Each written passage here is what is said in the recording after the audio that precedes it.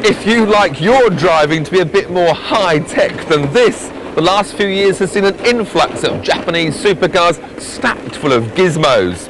There can be a long wait for UK buyers, but patience has its reward. It seems hard to believe that it's now over 2 years since Nissan Motor GB finally gave in. We cajoled. We argued. We begged.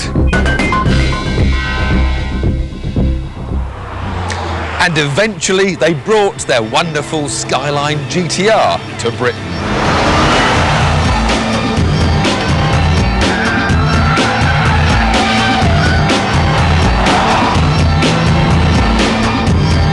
The r33 Skyline arrived with an awesome reputation, claiming to be the fastest ever production car around the classic Nürburgring circuit. But type approval restrictions meant Nissan were only able to bring 100 into Britain. Within 9 months, they were all sold. And now Nissan have decided to import 100 slightly different models, faster than the old ones. These R34s will be the only Skylines officially imported into Europe, and unlike the grey imports, they'll have a 3-year warranty and 3 extra oil coolers to cope with a speed limiter upped from 112 to 155 miles an hour. Time to play. It's got the same 2.6-litre straight-six power plant producing the same 280 horsepower, but there are new twin-bearing ceramic turbochargers from Garrett to give the engine more torque, and a new 6-speed GetTrag gearbox to make the most of it. What really makes the Skyline GTR stand out from the rest of the crowd is the fact that it's neither four-wheel drive nor is it rear-wheel drive, but it has the benefits of both systems. Here, let me show you. With the very impressive multi-functional display set to show the torque split between the front and rear wheels, in gentle driving, no power at all is going to the front. Accelerate hard though, and all of a sudden 7.1 kilogram meters of torque has been sent to the front wheels to help the track begins to come alive. Now, oh yes, and there's one other little special on these one display, so that if we come to a halt, select the G meter, it'll show us just how clever we are under acceleration.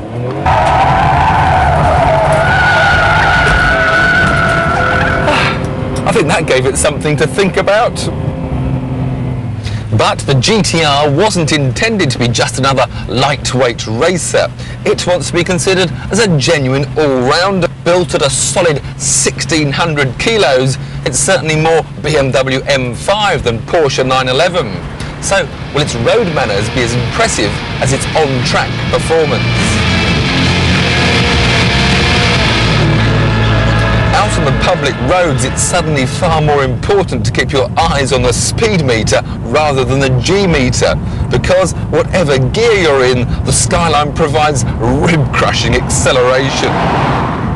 Of course, you wouldn't expect the GTR to have a Rolls-Royce smooth ride, but it doesn't even have the comfort of a 911, let alone the M5. The car jiggles all over the place. The ultra-low profile tires are pulled this way and that by the surface of the road. But it's something I can soon live with and happily accept for the awesome grip that the car provides.